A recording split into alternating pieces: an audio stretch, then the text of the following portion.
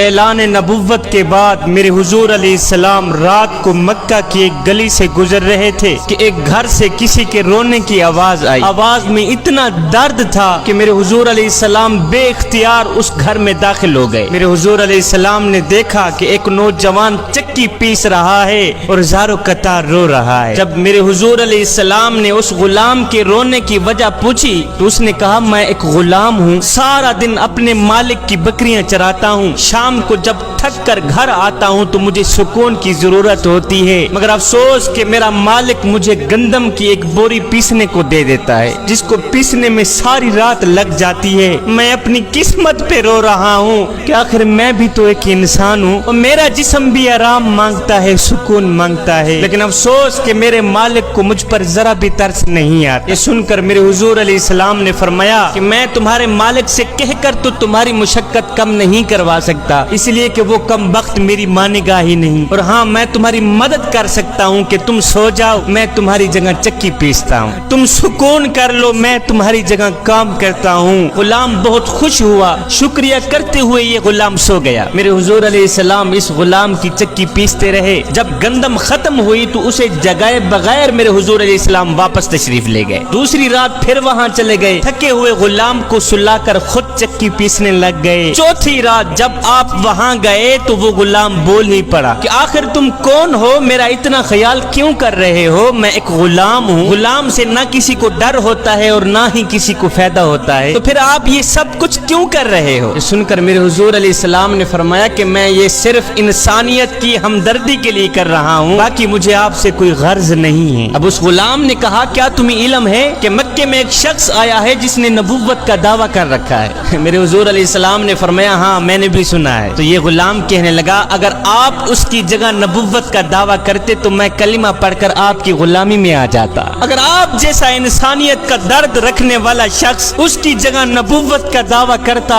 تو میں کلمہ پڑھ کر آپ کی غلامی میں آ جاتا۔ یہ سن کر میرے حضور علیہ السلام نے فرمایا غلام میں انسانیت کے دکھڑوں کو اپنے دکھڑے سمجھنے والا ہوں، میں انسانیت کے درد کو اپنا درد سمجھتا ہوں، اور لوگ مجھے شفیق بھی کہتے ہیں، مجھے مہربان بھی کہتے ہیں، میرا نام محمد ہے، اور سن نبوت کا دعویٰ بھی میں نے ہی کر رکھا ہے۔ کہا سچ سے آپ ہی محمد ہیں؟ میرے نبی نے فرمایا ہاں میں ہی محمد ہوں۔ یہ سن کر غلام قدموں پہ گرا، گر کر کہنے لگا حضور خدا کے لیے مجھے کلمہ پڑھا دیں، اس لیے کہ جو نبی غیروں کا اتنا